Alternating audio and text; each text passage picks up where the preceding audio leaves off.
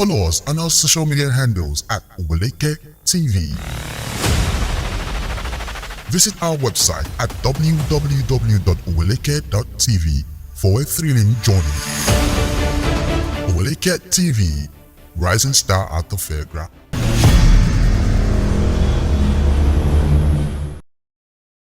My guest for today is the definition of phenomenal, a great personality with incredible records. He is the Director General of NigWed.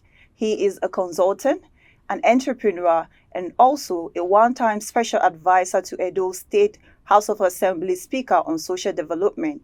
He is currently working for the Girls for Leadership Politics and Governance Initiative, and he's also a media personality.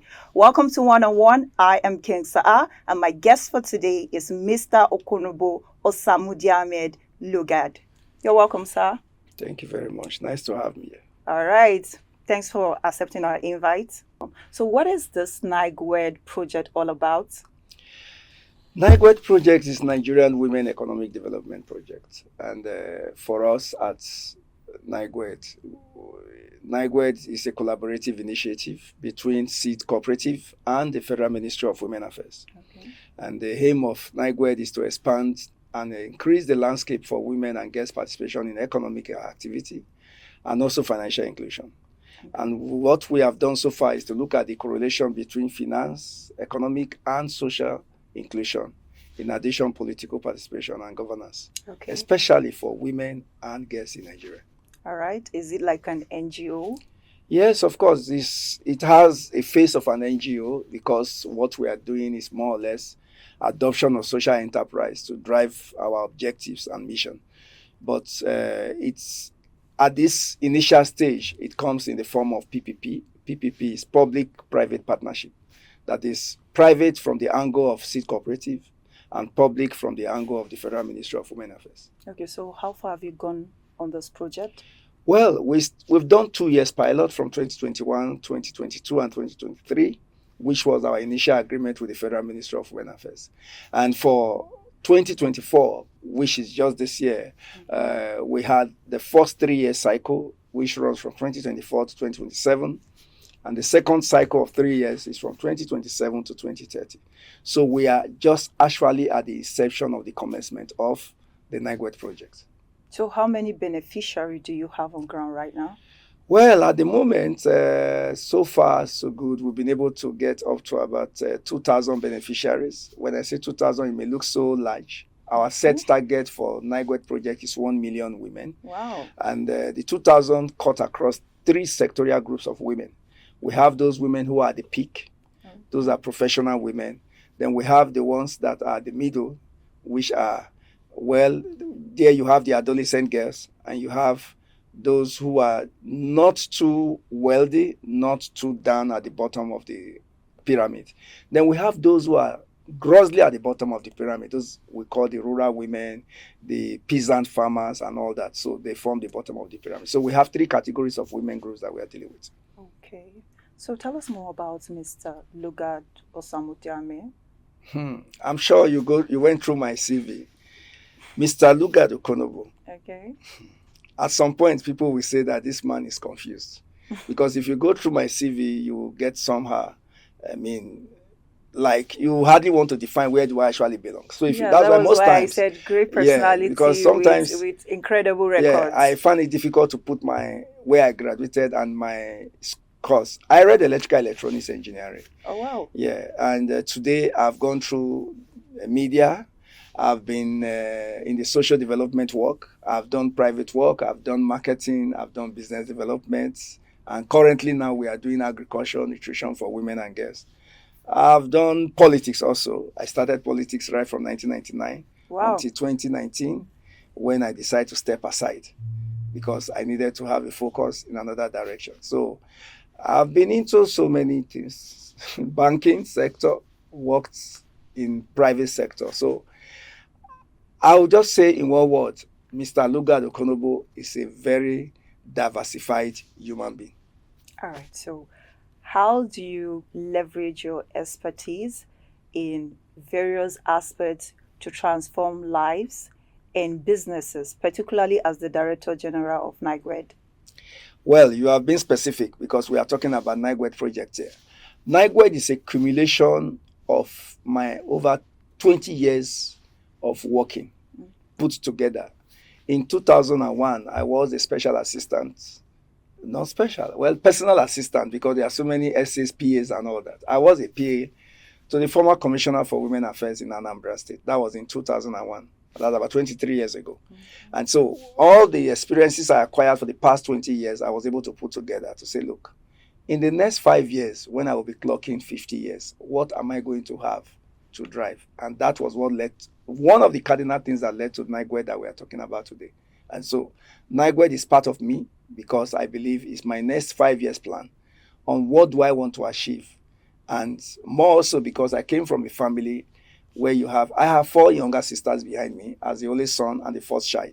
So I've always been within the women and girls space. And that's why I've decided this time around to say, look, with NigWed, we can increase the space for women and girls. But our core focus is on women, financial and economic inclusion. Why? Because we have 4 pillars that we work on. The first pillar is the central bank framework for advancing women, financial and economic inclusion, which centers about money and economic empowerment. The second one is the African Union 2020 to 2030, expanding women, financial economic inclusion in Africa. The third is ECOWAS 50 million women speak. And the fourth is SDG Go 5, which talks of gender equality and empowerment. Now, these 4 pillars, I will tell you, for women to take their space for social inclusion, political participation in governance or whatever, finance is key. And we all know, even the Bible says it, money answereth all things. Whether you are doing good or bad, whatever it is, money is key. And so at NigWed, we talk about money because we believe that with money, the women's life will be improved. Okay, so you were once involved, or you are involved in one local government, one agricultural initiative in Nasarawa State. Yeah. What inspired this project and how does this contribute to Nigerian development or Nigeria economic development? Well, you just rewind my mind to how we started the one local government, one agriculture. We call it OLAP. Okay. OLAP is a subset of OLAP. OLAP is one local government, one product.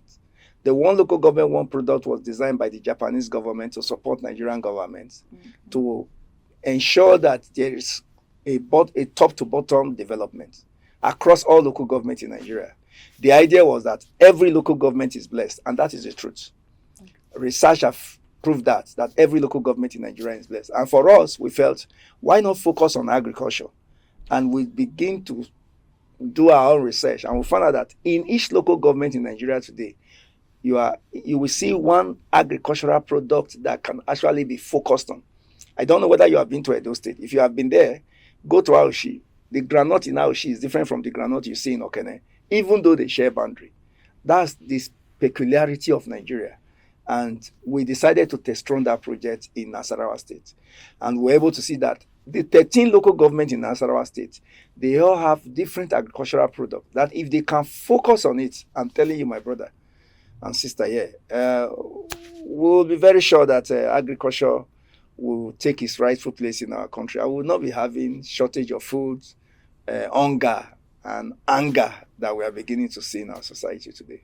Okay, this program, is it basically in Nasarawa State, like the centers, or there are other centers cut across every state in Nigeria? Well, the first we took was Nasarawa State because we wanted states that are not too far from Abuja.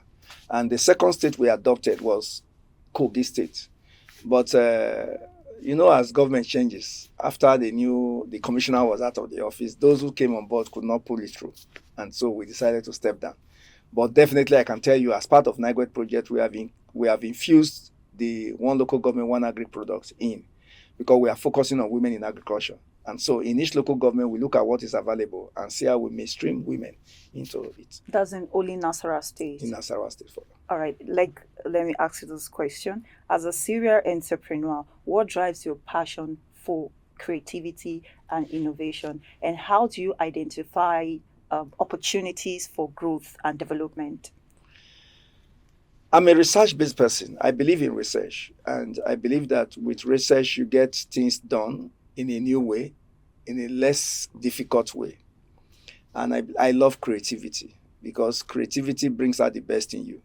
I believe in collaboration, and that's one thing that drives me. Yesterday, we just had an event with the Federal Ministry of Women Affairs. I can tell you, over 120 persons that participated in that event. They were very comfortable to be there.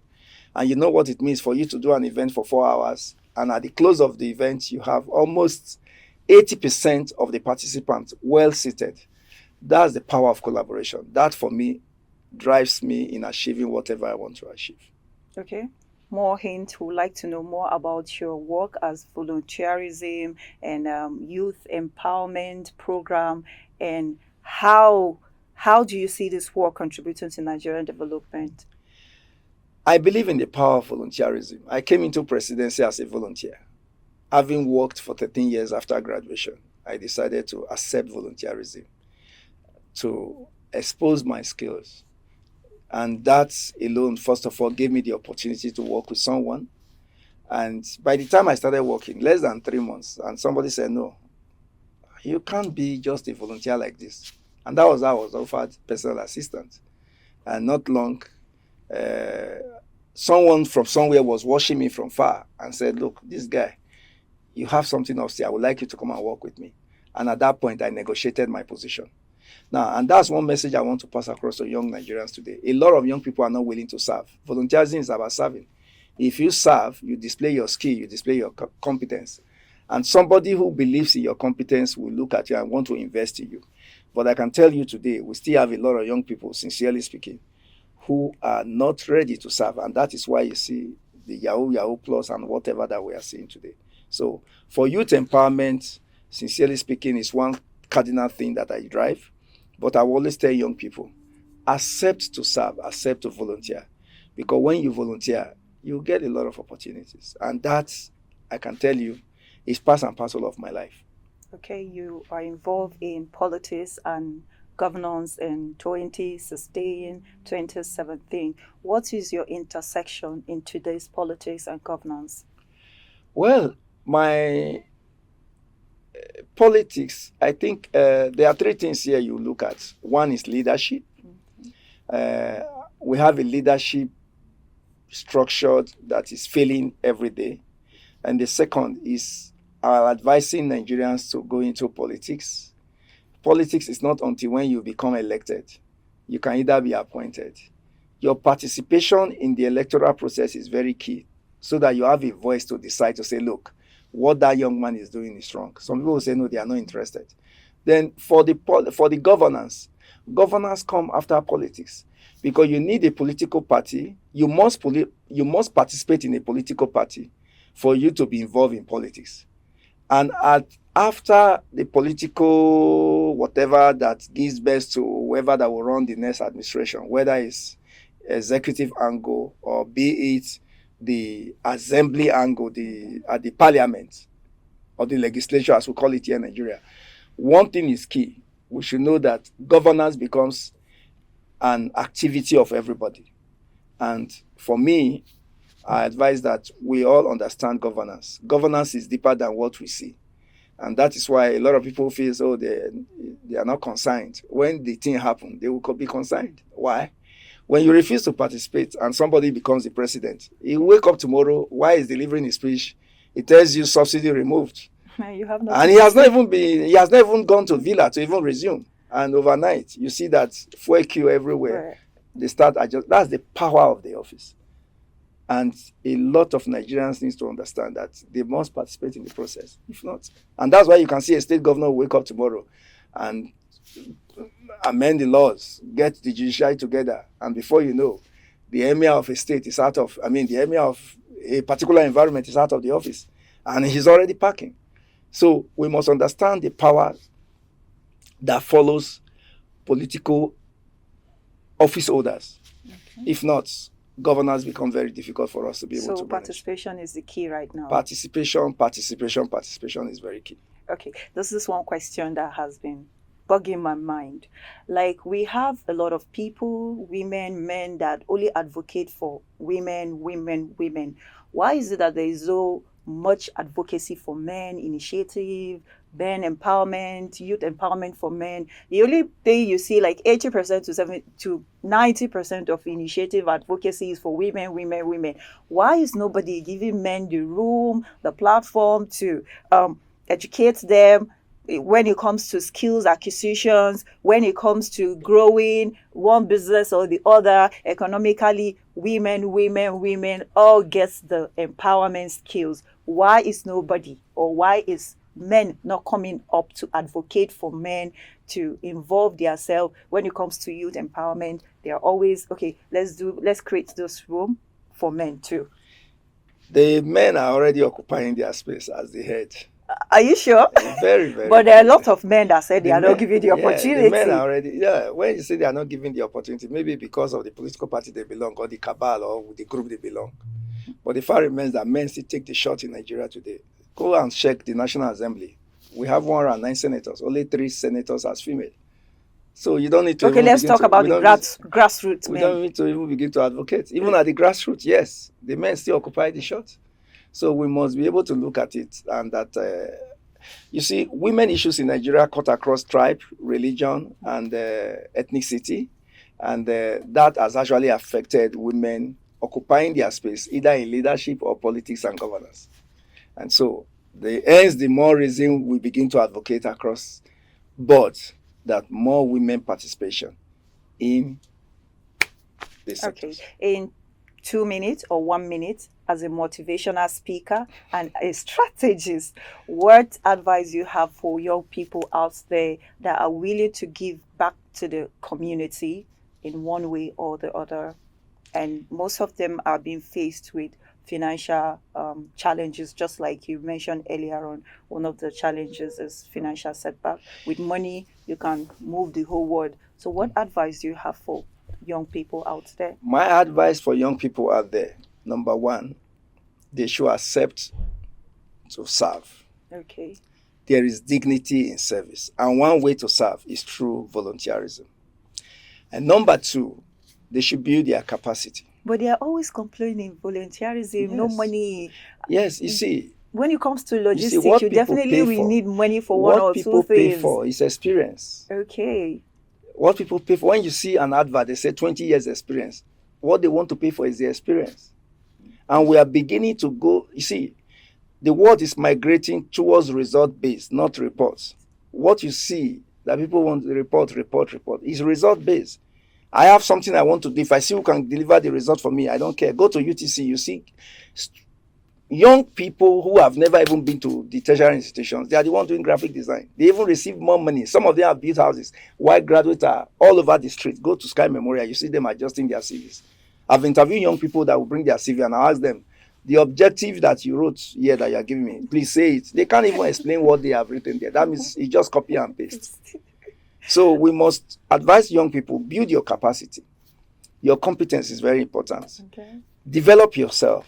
You see, one way is when you accept to volunteer. If I accept to come and volunteer here, and you give me a space, I will know what this light means. I will know how to adjust the camera. I will know how to set the system. Mm-hmm. I will know how to. So that's what volunteerism gives you. It gives you opportunity to build yourself and build your skills. What people want to pay for is results, and you don't have that result if you don't have it in you. So we need to advocate for more young people to do the right thing, and I think that will begin to get things right in our country. All right. Thank you so much for coming. It was nice having you here today. And thank you for having me. I look forward to coming once. On behalf of Oweleketv, we say thank you very, very much.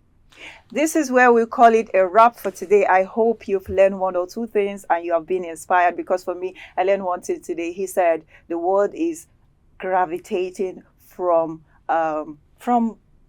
result. No, sorry. He said the world is shifting from reports to result.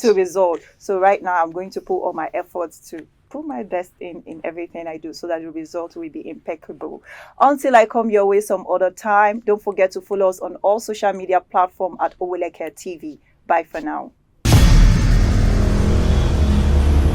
Follow us on our social media handles at Oweleketv.